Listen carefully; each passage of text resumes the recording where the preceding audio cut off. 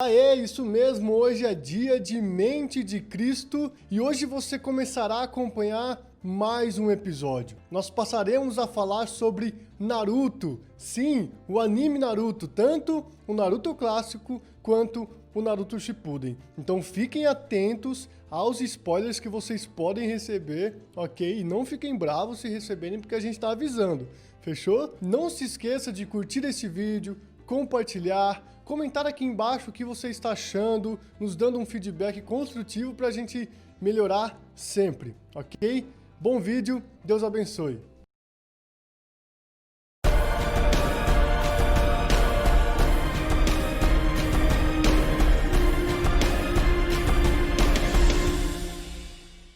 Tenho a alegria de estar com alguns amigos meus aqui. Quero cumprimentar Reverendo Wayne, seja muito bem-vindo.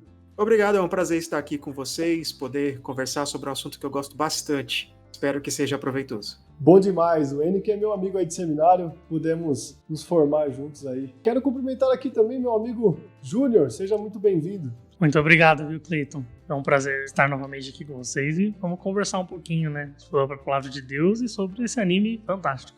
E estreando aqui no nosso programa, Miller, seja muito bem-vindo. É isso aí mesmo, Cleiton, muito obrigado pelo convite. Como meus amigos, estou muito feliz também. Vamos ver o que esse anime tem pra nós aí. Muito bom, gente. Olha, hoje a gente vai falar sobre Naruto. A gente vai abordar vários aspectos, tanto do Naruto clássico, quanto do Naruto Shippuden. Então, acompanhe aí, você que é fã de Naruto, você que é fã de animes em geral. Eu quero perguntar para os nossos amigos aqui, qual a experiência que eles tiveram com o Naruto. Eu quero começar com você, Wesley. Quantas vezes você assistiu? Ou, enfim, como que foi a sua experiência com o Naruto? Eu comecei a assistir Naruto, o clássico, né, no Cartoon Network, há muitos anos atrás. Quando eu tinha, acho que nem 10 anos, algo assim, e passei muito tempo sem assistir. Aí, por volta dos 14, 15 anos, eu retomei, assisti tudo, até metade da Guerra Ninja, começo, metade da Guerra Ninja. E depois a internet já me deu todos os spoilers que eu precisava. E eu já sei tudo que acontece. Ficou frustrado? Não muito. Mas eu não cheguei a terminar de assistir mesmo o anime até o final. Mas eu já sei tudo que acontece, então, enfim. E agora você voltou a assistir, não foi? Sim, de uns meses pra cá, algumas semanas atrás, eu tomei gosto de novo, né, pela coisa. E aos pouquinhos estou assistindo, estamos caminhando aí. E você, Wayne, qual que é a sua experiência aí com o Naruto? Eu assisti Naruto quando era criança, dublado no SBT, há muito tempo atrás.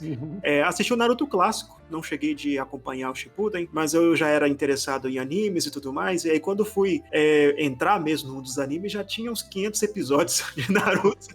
Aí ficou difícil acompanhar tudo, mas é aquilo, né? É um clássico e a gente acaba sabendo o que acontece na história em geral, temos uma visão, assim, geral do que ocorre, e é um excelente anime, é um anime que eu gosto e gostaria de acompanhar, assim que eu conseguir.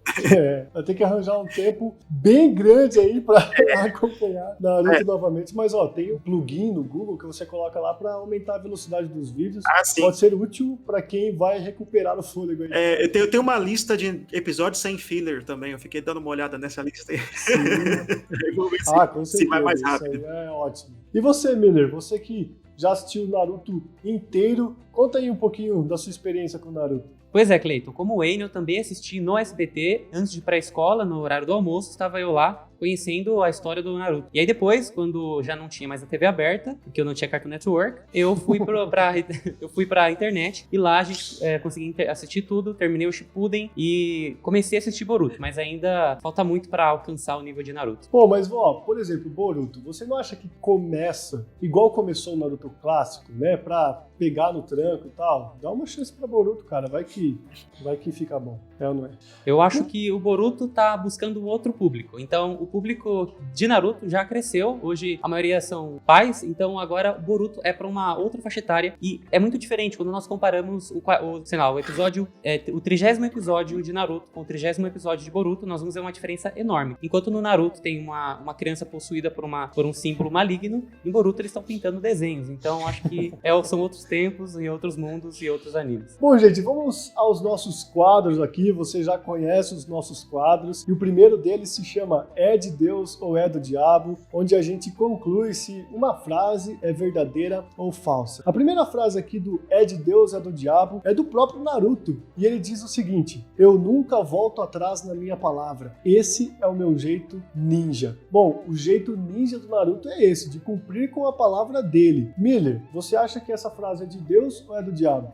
Segundo a própria palavra de Jesus no Sermão do Monte, a nossa palavra deve ser sim, sim, não, não. A partir daí a gente já sabe qual é a procedência. Então quando o Naruto fala que se ele promete uma coisa ele vai cumprir, isso sim é de Deus. Mas aí, Júnior, será que tudo aquilo que ele prometeu realmente fazia sentido e ele tinha que buscar fazer isso e buscar cumprir essa promessa? Então, né, essa frase do Naruto como um princípio geral para nossa vida, claro, né, fazendo esse paralelo com igual o Miller comentou, do Sermão do Monte, ela tem sentido pra gente. Mas no anime mesmo, tem tudo que o Naruto prometeu, ou coisas que ele embasou e no final ele comentou essa frase, necessariamente tem alguma relação com Deus, né? Não é um anime cristão. E em alguns momentos ela pode ser considerada de Deus, dependendo do que o Naruto prometeu, e em alguns outros momentos não, bem longe disso, pelo contrário.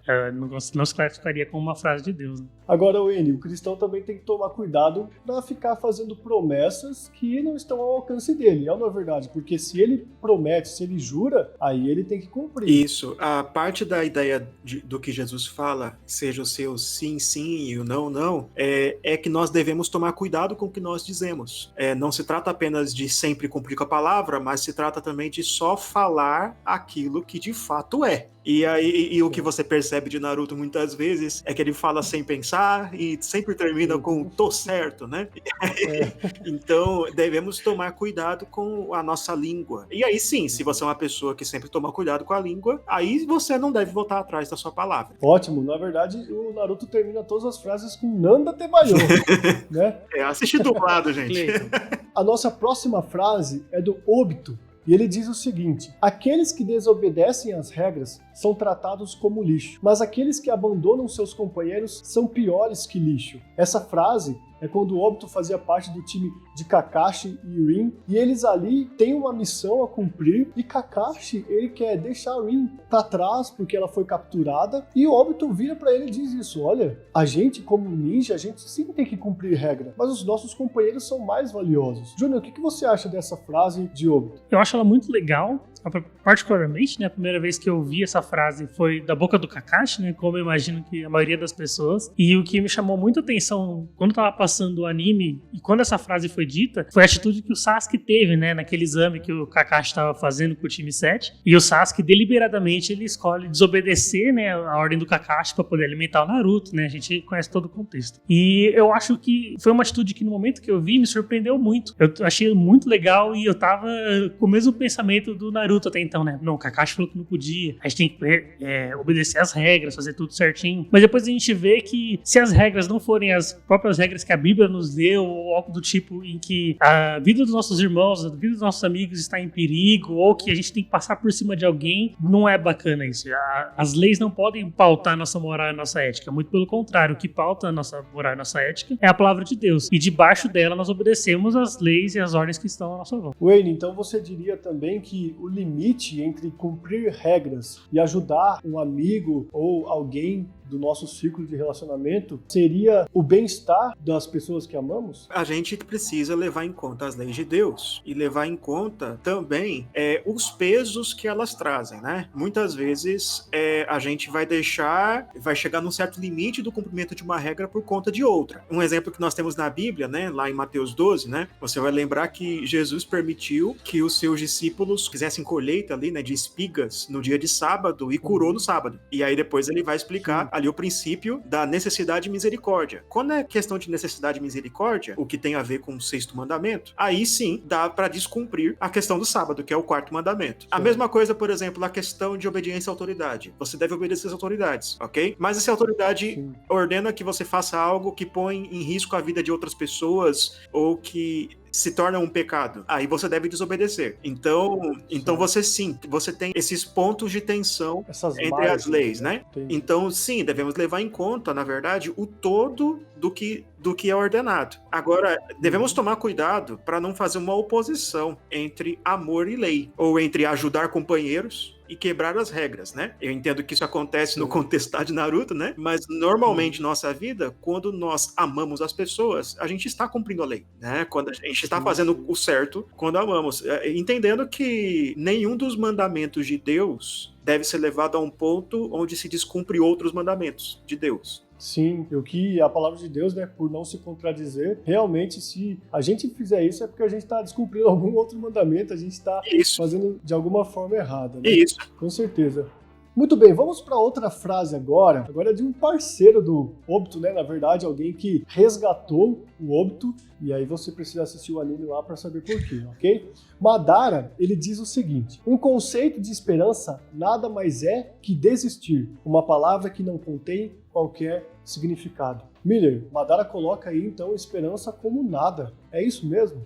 Bem, para Madara, o sonho perfeito dele é um mundo onde não haja nem dor, nem sofrimento, mas em troca disso não há liberdade também. O que nós encontramos nas Sagradas Escrituras é exatamente o oposto, onde nós estamos livres por conta de Jesus Cristo, que é exatamente a nossa imagem de esperança. Beleza. E esse genjutsu gigante aí que Madara queria fazer, né, Wesley? Você, então, concorda com o Miller? Realmente ele tiraria essa liberdade das pessoas em troca de um mundo que para ele seria o ideal? Foi exatamente isso que ele propôs, né, no anime. Só que essa frase, ela me faz pensar em algumas outras coisas. Por exemplo, quando ele diz que o conceito de esperança nada mais é do que desistir, me parece muito similar com algumas pessoas que pensam de forma nihilista ou que são extremamente pessimistas ou que não veem nada de bom no mundo. E a redenção, né, entre aspas, que o Madara propõe, é então controlar todo mundo, tolher a liberdade, começar a ditar as regras, e nessa visão o mundo dele seria perfeito e feliz. E nós, né, temos, como o próprio Miller disse, Jesus é a nossa esperança, né? Nós não entendemos o mundo dessa forma. Não é como se o mundo fosse só piorar e todos fôssemos morrer e não tivesse nada depois disso. Não, nós temos Cristo e sabemos que ele voltará, e essa é a nossa esperança, e não um controle universal através de um genjutsu gigante. Wayne, esperar é também agir, porque quando Madara fala que, olha, esperança é simplesmente desistir, na verdade ele está dizendo então que quem tem esperança, quem espera por algo, é como se não estivesse fazendo absolutamente nada. Isso, e essa frase dele me lembra até mesmo a ênfase de alguns que são marxistas, que seguem a ideia do materialismo histórico dialético, né? Que entendem que essa esperança religiosa é uma forma de tirar as pessoas de uma certa luta por justiça. É o ópio do povo, né? Seria a religião, né? Você tem um pouco dessa ideia. Então eu falo assim, que esperar o quê? Você tem que agir, você tem que fazer alguma coisa para melhorar o mundo. É assim que eles pensam. O Madara meio que reflete isso. Esperar é desistir. O negócio é você fazer alguma coisa. Vamos tomar o poder aqui e melhorar esse mundo. E nós não. Nós nos envolvemos justamente porque temos uma esperança, né? A esperança não nos deixa imóveis. A esperança não nos faz concordar com tudo que há nesse mundo, mas é justamente porque temos esperança de que Deus virá renovar todas as coisas, é que nós não nos conformamos com esse mundo e podemos então agir, né? Mas agir de um modo diferente. Não agir como se dependesse totalmente de nós, não agir com ressentimento, mas agir debaixo dessa esperança, sabendo que é Deus no final que vai consumar a sua justiça e todas as coisas. A próxima frase que eu quero refletir aqui com vocês é do Pen. Pen que era do bem, aí depois virou do mal, aí depois virou do bem de novo. E aí, pra saber por que de tudo isso, mais uma vez, assista lá o anime, os 500 episódios de Naruto, da velocidade 2, que aí vai mais rápido. E Pen disse o seguinte: por vezes você precisa sofrer para saber, cair para crescer, perder para ganhar, porque as maiores lições da vida são aprendidas através da dor. Bom, é verdade, Pen sofreu bastante, não é, Wesley? Ele foi órfão de guerra, então ele tem um histórico de dor e de sofrimento. Mas em qual sentido você acha que essa frase realmente é de Deus ou é do diabo? Acho legal comentar que quando eu vi essa frase pela primeira vez, eu pensei num paralelo muito grande, porque da mesma forma como o Pen ele coloca que apenas através da dor você consegue crescer de alguma forma, eu vejo que as pessoas elas comentam a mesma coisa em relação a outras áreas da vida. Por exemplo, muitas pessoas aqui, principalmente no Brasil, elas dizem que você só vai conseguir comprar uma casa se você se endividar, ou ela só vai falar que você vai ficar maduro, vai amadurecer, se você sofrer, se você tiver que trabalhar e passar por penas, né? Eu vejo um paralelo um pouco com isso, uma relação com a forma como a Bíblia trata a questão do oleiro, ou a questão de como Deus, ele queima o fogo para poder retirar as impurezas, né? E Deus trabalha na gente dessa forma. A Bíblia fala que a gente vai passar por aflições, a Bíblia fala que teremos tentações, mas também fala que através de tudo isso, que na verdade todos esses problemas servem como instrumentos na mão de Deus para que possamos crescer em santidade, crescer em amizade e espiritualidade com Cristo. Então, em alguns momentos, dependendo da forma como você enxerga essa frase, eu entendo que ela possa ser de Deus, mas também entendo que se você enxergar de outra forma e distorcer, assim, você pode acabar com conclusões que vão tornar isso aí do diabo. Com certeza, né, Miller? Por exemplo, é fato que a gente amadurece em meio ao sofrimento. No entanto, Paine chegou ao nível de querer que todas as pessoas simplesmente se machucassem ou sofressem. Nesse sentido, seria uma frase ruim, certo? Pois é, Cleiton, exatamente ruim pelo fato de que ele entende que a experiência própria dele deve ser aplicada às outras pessoas. E o que nós entendemos é ao contrário, não necessariamente a nossa experiência deve ser colocada na vida dos outros ou experimentada pelos outros. Um grande problema que nós temos hoje nos evangélicos em geral no Brasil é a ideia de achar que por ter um testemunho triste ou muito complicado, sofrido no passado, essa pessoa tem algum tipo de desenvolvimento especial. Tudo, na verdade, nem sempre pela dor ou pelo sofrimento nós aprendemos. Sim, é como o Tiago diz no capítulo 1, quando a fé dos irmãos fosse provada, a esperança teria oportunidade de crescimento. Então, sim, claro que Deus é soberano sobre todas as coisas e que o sofrimento será também motivo de alegria, motivo de desenvolvimento, mas nem sempre. Wayne, o que você diria dessa frase? Eu vou nesse mesmo caminho que os irmãos estão dizendo aqui. O sofrimento é usado por Deus, é uma ferramenta nas mãos de Deus para nos ensinar, nos treinar, como está lá em Hebreus capítulo 12, mas não significa que não é a única ferramenta de Deus, né? Deus também, nós podemos aprender sem sofrimento também. Você não precisa errar para aprender, você pode aprender, sim, com o erro dos outros, né? Ok? Muitas vezes nós pastores e tal, né, vamos aconselhar pessoas a respeito de coisas que a gente não passou. Acontece bastante. Eu não tenho filhos, nem por isso eu não deixo de aconselhar pessoas que têm filhos. E a gente pode aprender bastante lendo. A gente vai ler histórias, experiências de outras pessoas. Então, veja, nem sempre é necessário. E aqui, como também já foi dito aqui, né, aqui no Brasil, nós temos uma certa glorificação do sofrimento. Você tem, até por causa de uma certa herança católico-romana, então você tem essa glorificação do pobre, essa glorificação do voto de pobreza, do voto de celibato, dessas coisas que as pessoas, elas sim auto-infligem sofrimento para ser mais santas. Isso também é um exagero. Mas, tirando isso, o princípio da frase não está tão errado, não. Lembra até o que a Bíblia diz, né? Que é necessário que a semente caia no chão e morra para que nasça muito fruto, né? É o que o próprio Jesus fez. Então, vamos colocar um sim e não aqui, né? É de Deus e não é.